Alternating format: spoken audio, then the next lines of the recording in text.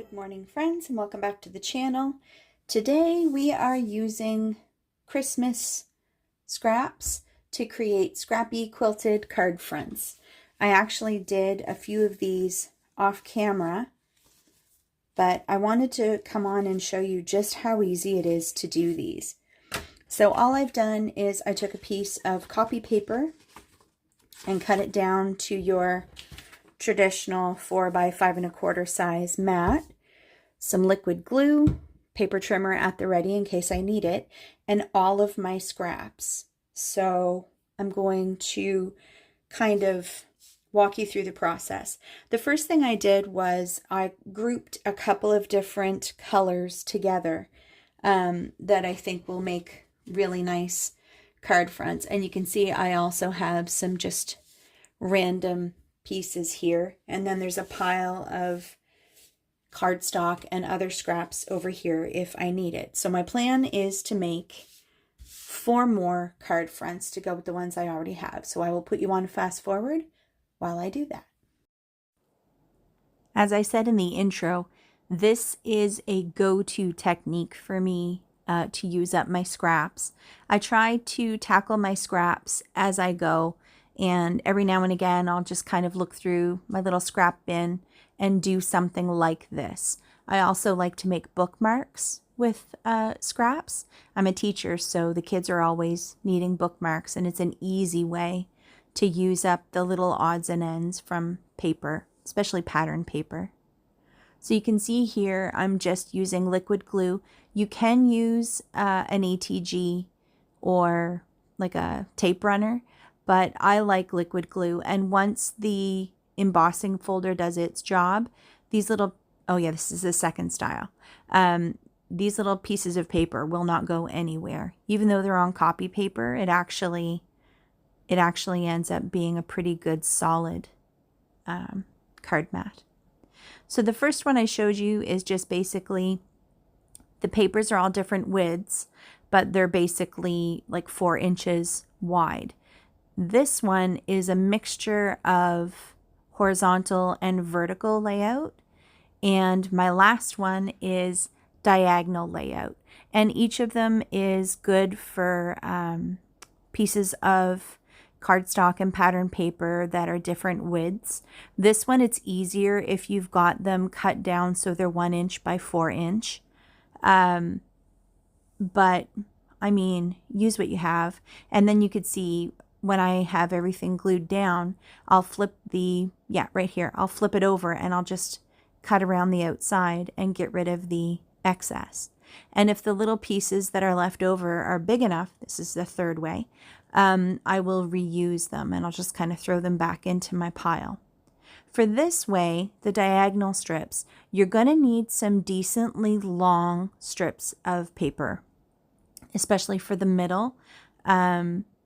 The diagonal, of course, means that the paper it needs to be longer to cover the same sort of area. So if you've got long pieces of cardstock, branding strips, anything like that, this is a good way to use them up. And again, you can see they're all different widths and lengths. I'm just kind of piecing it as I go. I like that you don't have to sit down and have everything pre-cut to a certain measurement for this. You can really raid your scrap bin and demolish a pretty good chunk. And then, of course, the tiny little bits that are left, I don't feel guilty at all about throwing those in the garbage, because after this, there's really not much you can use those little tiny strips for, except maybe sentiments. And I still have plenty of cardstock strips there on the side that I can use for that. So I find that mixing pattern paper and cardstock in this technique is actually really nice. And it's even better when you've got really subtle patterns. Gives a softer effect.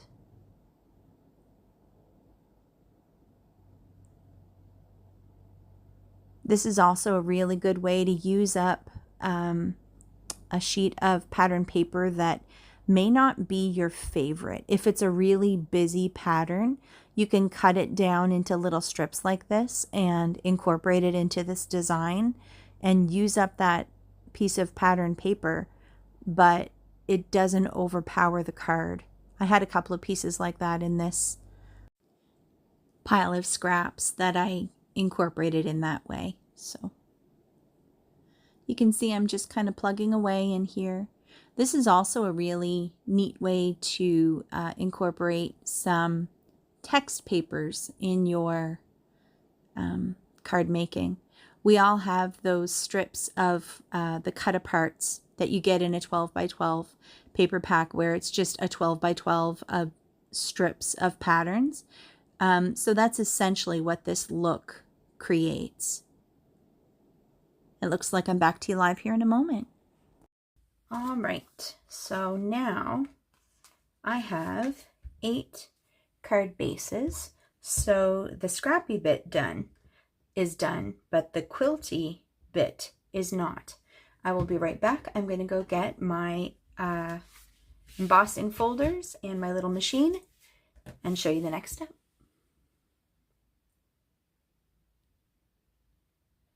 All right, I'm back.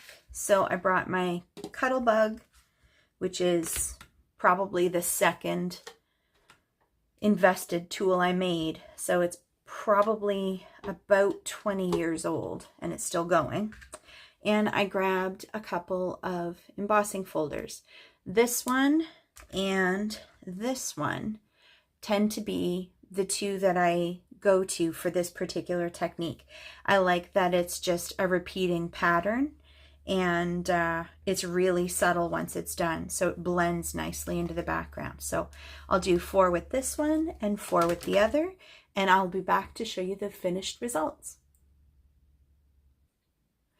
All right, I'm back. So I cut down these little mats to 3 3/4 by 5 because they're a little flimsy, so I wanted to really make sure they were good and solid, and I cut these to my normal 4 5/4 mat. So I will glue all these on and I'll be right back. All right, so that's it. I did want to show you though, if you've got paper strips that are not long enough, you can always put them together like this and it adds an interesting effect too. It's so subtle that people would really have to be looking at it to figure out what was going on. And if that's something that really bothers you, you can always cover it with a sentiment or an embellishment of some kind. Yeah, so the plan is, I don't know if I'll use these little figures, but you can do a little something like this. And boom, you've got a really cute handmade card. I like this guy and this better together. There we go. I probably won't use these embellishments on these. I'll probably do some die cutting or some stamping and coloring, but you get the idea. So there you go. Go ahead and raid your scrap bin and see if you can make yourself some scrappy quilted card fronts.